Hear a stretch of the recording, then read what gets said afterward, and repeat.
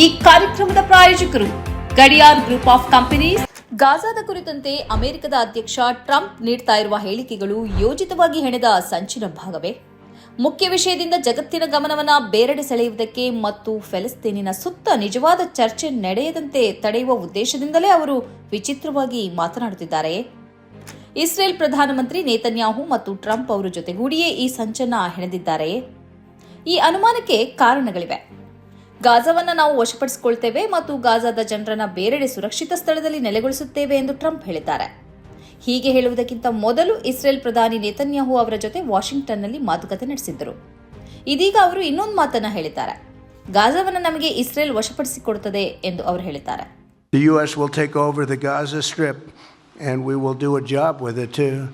We'll own it and be responsible for dismantling all of the dangerous unexploded bombs and other weapons on the site, level the site and get rid of the destroyed buildings, level it out, create an economic development that will supply unlimited numbers of jobs and housing for the people of the area.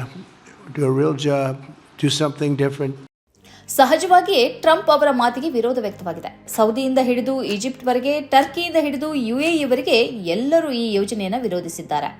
ಫೆಲಿಸ್ತೀನಿಯರು ಮತ್ತು Hamas ಕೂಡ ಇದನ್ನು ತೀವ್ರವಾಗಿ ವಿರೋಧಿಸಿದೆ. ಬಹುಶಃ ಇದನ್ನು Trump ಮತ್ತು Netanyahu ಮೊದಲೇ ಊಹಿಸಿರಬಹುದು. ಈ ಮಾತಿಗಿಂತಲೂ ಮೊದಲು ಟ್ರಂಪ್ ಇನ್ನೊಂದು ಮಾತನ್ನ ಹೇಳಿದ್ದರು. ಗಾಜಾದ ಜನರನ್ನ ಜೋರ್ಡನ್ ಮತ್ತು ಈಜಿಪ್ಟ್ ದೇಶಗಳು ಸ್ವೀಕರಿಸಬೇಕು ಮತ್ತು ಗಾಜಾದ ಪುನರ್ ನಿರ್ಮಾಣವನ್ನು ನಾನು ವಹಿಸಿಕೊಳ್ತೇನೆ ಎಂದು ಅವರು ಹೇಳಿದ್ದರು. ಇದನ್ನು ಆ ಎರಡು ರಾಷ್ಟ್ರಗಳು ವಿರೋಧಿಸಿತ್ತು ಮತ್ತು ಈ ವಿರೋಧವನ್ನ ಟ್ರಂಪ್ ಮೊದಲೇ ಊಹಿಸಿರಬಹುದು.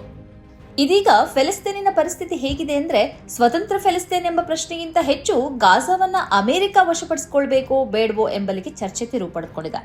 ಸ್ವತಂತ್ರ ಫೆಲಿಸ್ತೀನ್ ರಾಷ್ಟ್ರವೇ ಇಸ್ರೇಲ್ ಮತ್ತು ಫೆಲಿಸ್ತೀನ್ ನಡುವಿನ ಸಮಸ್ಯೆಗೆ ಪರಿಹಾರ ಎಂಬ ಆಗ್ರಹವನ್ನ ಬದಿಗೆ ಸರಿಸಿ ಗಾಜಾವನ್ನ ಯಾರು ವಶಪಡಿಸಿಕೊಳ್ಬೇಕು ಮತ್ತು ಅದರ ಪುನರ್ ನಿರ್ಮಾಣ ಹೇಗೆ ಆಗಬೇಕು ಎಂಬ ಚರ್ಚೆಯನ್ನ ಮುನ್ನೆಲೆಗೆ ತರುವುದೇ ಟ್ರಂಪ್ ಹೇಳಿಕೆಯ ಉದ್ದೇಶ ಇರಬಹುದು ಎಂಬ ಅನುಮಾನ ಕಾಡ್ತಿದೆ.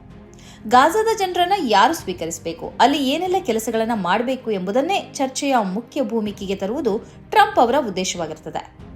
ನೇತನ್ಯಾಹು ಜೊತೆ ಸೇರಿಕೊಂಡು ಅವರು ನಡೆಸಿದ ತಂತ್ರವೇ ಸ್ವತಂತ್ರ ಫೆಲಿಸ್ತೀನ್ ರಾಷ್ಟ್ರ ಎಂಬ ಆಗ್ರಹವನ್ನ ಬದಿಗೆ ತಳ್ಳಿ ಶಾಂತಿಯುತ ಗಾಜಾ ಎಂಬ ಚರ್ಚೆಯನ್ನು ಮುನ್ನೆಲೆಗೆ ತರುವುದು ಟ್ರಂಪ್ ಅವರ ಉದ್ದೇಶವಾಗಿರುವಂತಿದೆ.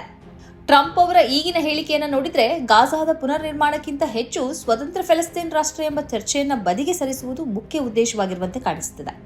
ಜಗತ್ತು ಗಾಜಾ ಯಾರ ವಶಕ್ಕೆ ಹೋಗಬೇಕು, ಗಾಜಾದ ಜನರನ್ನ ಎಲ್ಲಿಗೆ ಸ್ಥಳಾಂತರಿಸಬೇಕು, ಗಾಜಾವನ್ನ ಯಾರು ಆಳ್ಬೇಕು ಇತ್ಯಾದಿಗಳ ಸುತ್ತಲೇ ಚರ್ಚಿಸುತ್ತಾ ದಿನದೂಡಲಿ ಎಂಬುದು ನೇತನ್ಯಾಹು ಮತ್ತು ಟ್ರಂಪ್ ಅವರ ಯೋಜನೆಯಂತೆ ಕಾಣಿಸುತ್ತಿದೆ.